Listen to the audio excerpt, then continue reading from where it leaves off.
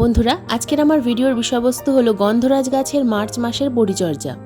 গ্রীষ্মকালীন অসাধারণ সুগন্ধযুক্ত একটি ফুল হলো গন্ধরাজ। যেহেতু গ্রীষ্মকালীন ফুলের গাছ গন্ধরাজ, তাই সম্পূর্ণ শীতকাল ডরমেন্সিতে থাকে। শীতকাল চলে যাওয়ার সঙ্গে সঙ্গে এই গাছের কিন্তু ধীরে ধীরে গ্রোথ শুরু হয়। গ্রোথ শুরু হওয়ার কিছুদিনের মধ্যেই গাছে কিন্তু প্রচুর পরিমাণে কুঁড়ি আসে। তবে এই গাছের ফুল যেমন দেখতে সুন্দর, এই গাছে কিন্তু প্রচুর পরিমাণে সমস্যাও আছে। বন্ধুরা, আজকের এই ভিডিওতে বলবো গন্ধরাজ গাছের কয়েকটা সমস্যার কথা। তাছাড়া গন্ধরাজ গাছে আমরা গ্রীষ্মের শুরুতে কোন কোন খাবার প্রয়োগ করতে পারবো, কোন কোন খাবার প্রয়োগ করে আমরা গন্ধরাজ গাছ থেকে প্রচুর পরিমাণে ফুল পেতে পারি। তাছাড়া যে সমস্যাগুলো আছে সেই সমস্যাগুলোর সমাধান আমরা কিভাবে করব, সবকিছু বলবো আজকের এই ভিডিওতে। তাই আজকের এই ভিডিওটা কিন্তু একটু স্কিপ করে দেখো না বন্ধুরা, স্কিপ করে দেখলে অনেক কিছুই মিস করে ফেলবে। নমস্কার, আমি লাবণী, আমার বাগানে তোমাদের সবাইকে জানাই স্বাগত। বন্ধুরা, গন্ধরাজ গাছে প্রচুর পরিমাণে ফুল আনতে হলে কয়েকটা টিপস আমাদের ফলো করতে হবে। শুধুমাত্র খাবার প্রয়োগ করলেই যে গন্ধরাজ গাছে প্রচুর পরিমাণে ফুল আসে তা নয়, কারণ কুঁড়ি আসার পরেও সেই কুঁড়ি কিন্তু গন্ধরাজ গাছে থাকে না। কুঁড়িগুলো হলুদ হয়ে ঝরে পড়ে ফুটে ওঠার আগেই। বন্ধুরা, প্রথমেই বলবো টিপস নাম্বার 1। গন্ধরাজ গাছকে ভালো রাখতে হলে এবং গাছে প্রচুর পরিমাণে কুঁড়ি আনতে হলে কোন জায়গায় আমরা এই গন্ধরাজ গাছকে রাখবো। বাগানের বেশিরভাগ গাছকেই আমি কিন্তু ফুল সানলাইটে রাখার কথা বলি। তবে এই গন্ধরাজ গাছকে এমন একটা জায়গায় রাখতে হবে যেখানে হালকা আলো ছায়া আছে, খুব বেশি রোদ্দুর নয়, আবার একেবারে ছায়া জায়গা নয়। অর্থাৎ গ্রীষ্মকালে অতিরিক্ত গরমে কিন্তু এই গাছের পাতা পোড়ার সমস্যা হয় এবং গাছের কুঁড়িগুলো কালো হয়ে শুকিয়ে ঝরে পড়ে। সকালের হালকা রোদ্দুর আসে, কিন্তু দুপুরবেলার অতিরিক্ত রোদ্দুর এই গাছে যেন না লাগে, এমন একটা জায়গায় এই গাছকে রাখতে হবে। Tips number 2। বন্ধুরা, বাগানের গন্ধরাজ গাছ তোমরা যেখানেই রাখো না কেন সেই একই জায়গায় রাখতে হবে। বারবার কিন্তু জায়গা পরিবর্তন করলে হবে না। গন্ধরাজ গাছের যদি বারবার জায়গা পরিবর্তন করা হয় তাহলে কিন্তু গাছে যদি কুঁড়ি থাকে সেই কুঁড়িগুলো হলুদ হয়ে ঝরে পড়ে। Tips number 3। বন্ধুরা, গন্ধরাজ গাছ খুব সেন্সিটিভ গাছ। অতিরিক্ত জল প্রয়োগ করলে গাছের পাতা হলুদ হয়ে যায়, আবহাওয়ার তারতম্যের কারণেও গাছের পাতা হলুদ হয়ে যায়। টবের মিডিয়াতে যদি নিমাটোডের আক্রমণ হয় তাহলেও কিন্তু গাছের পাতা হলুদ হয়ে ঝরে পড়ে। একই টবে যদি অনেক দিন গন্ধরাজ গাছ থাকে, যদি প্রচুর পরিমাণে রুট বাউন্ড হয় তাহলেও গাছের পাতা কিন্তু হলুদ হয়ে ঝরে পড়ে। আবহাওয়ার পরিবর্তনের সাথে সাথে পুরনো পাতা হলুদ হয়ে ঝরে পড়ে, সেটা কিন্তু কোনোরকম কোনো চিন্তার বিষয় নয়। কিন্তু যদি রুট বাউন্ড হয়ে থাকে তাহলে আমাদেরকে গাছ রিপোর্ট করতে হবে। মার্চ মাসের 15 তারিখ পর্যন্ত এই সমস্ত গ্রীষ্মকালীন গাছের রিপোর্ট করার আদর্শ সময়। রিপোর্ট এবং প্রুনিং এই দুটো কাজ মার্চ মাসের মাঝামাঝি সময় পর্যন্ত করে নিতে হবে, তবেই কিন্তু আমরা আবার গন্ধরাজ গাছকে নতুন করে বাঁচাতে পারবো। Tips number 4। বন্ধুরা, টবের মিডিয়া সবসময় হালকা ময়েশ্চার রাখতে হবে।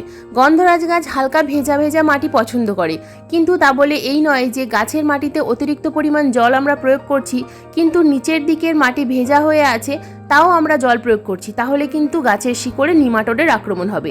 আর অতিরিক্ত নিমাটোডের আক্রমণ হলে গাছের পাতা কিন্তু পুড়ে যেতে থাকবে। তো নিমাটোড কি জিনিস? গাছের শিকড়ে তোমরা ভালোভাবে লক্ষ্য করলে বুঝতে পারবে গাছের শিকড় কিন্তু গাঁট গাঁট হয়ে যায়। যদি তেমন কিছু দেখতে পাও তাহলে গাছটাকে কিন্তু টব থেকে বাইরে আনতে হবে এবং শিকড়গুলো যেগুলো গাঁট গাঁট হয়ে গেছে সেই শিকড়গুলো কেটে বাইরে ফেলে দিতে হবে দূরে কোথাও। তারপর গাছটাকে আবার নতুন করে মিডিয়া তৈরি করে প্রতিস্থাপন করতে হবে, তবেই গন্ধরাজ গাছকে কিন্তু আমরা বাঁচাতে পারবো। বন্ধুরা, এরপর যে কাজটা আমাদের করতে হবে, টবের মিডিয়াটা খুব ভালোভাবে খুশে ফেলতে হবে এবং প্রচুর পরিমাণে যদি আগাছা থাকে সেই আগাছাগুলোকে তুলে ফেলতে হবে। টবের মিডিয়া মাঝে মধ্যে যদি খুশে দাও তাহলে টবের মিডিয়া ভেজা ভেজা হয়ে থাকবে না অতিরিক্ত মাত্রায়, গাছের মিডিয়া সবসময় হালকা ময়েশ্চার থাকবে। আর গাছের মিডিয়া যত বেশি হালকা থাকবে শিকড় তত বেশি চলাচল করতে পারবে। এবার আসি গাছে আমরা কি খাবার প্রয়োগ করব। গন্ধরাজ গাছের প্রুনিং বা রিপোর্টিং করার পর এই প্রথম আমি মার্চ মাসের শুরুতে খাবার প্রয়োগ করছি। তো এখানে দেখো অনেকগুলো খাবার আমি দেখাচ্ছি।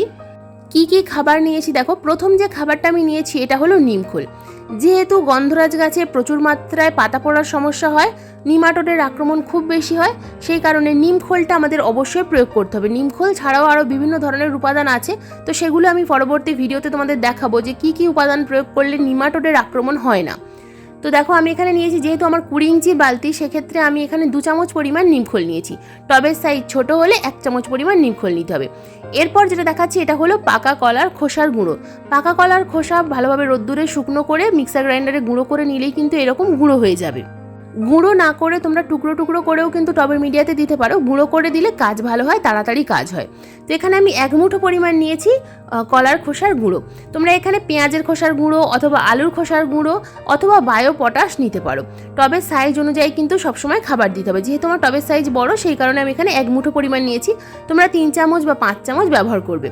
তো সিউইড গ্র্যানুয়েলস নিয়েছি, এরপর যেটা নীল রঙের দেখালাম ওটা হলো সিউইড গ্র্যানুয়েলস। তোমরা কিন্তু এখানে যে কোনো কোম্পানির সিউইড গ্র্যানুয়েলস নিতে পারো। তো মাইক্রো নিউট্রিয়েন্টসটা গাছে অবশ্যই দিতে হবে, যদি সিউইড না থাকে সেক্ষেত্রে কী করতে হবে সেটা আমি এক্ষুনি বলে দেবো একটু পরে। তো এটা যেটা সাদা রঙে দেখতে পাচ্ছ বন্ধুরা, এটা হলো স্টিম বোন ডাস্ট, হাড়ের গুঁড়ো। তো এই হাড়ের গুঁড়ো বাড়িতে যেটা আছে নর্মাল সেটাও তোমরা ব্যবহার করতে পারো। স্টিম বোন ডাস্ট কাজ ভালো হয়, তাড়াতাড়ি কাজ হয়। 1 চামচ পরিমাণ 2 চামচ পরিমাণ নিয়েছি স্টিম বোন ডাস্ট, 1 চামচ পরিমাণ নিয়েছি আমি এখানে চা পাতা, ফ্রেশ চা পাতা নিয়েছি। ফ্রেশ চা পাতার পরিবর্তে তোমরা এখানে 1 মুঠো পরিমাণ ইউজ করা চা পাতা নিতে পারো। এরপর নিয়েছি আমি এপসাম সল্ট। এপসাম সল্ট গাছের পাতাকে সবুজ রাখে। এপসাম সল্ট হলো ম্যাগনেসিয়াম সালফেট। এটা গাছের কী কী উপকারে লাগে সেটা আমরা সবাই জানি।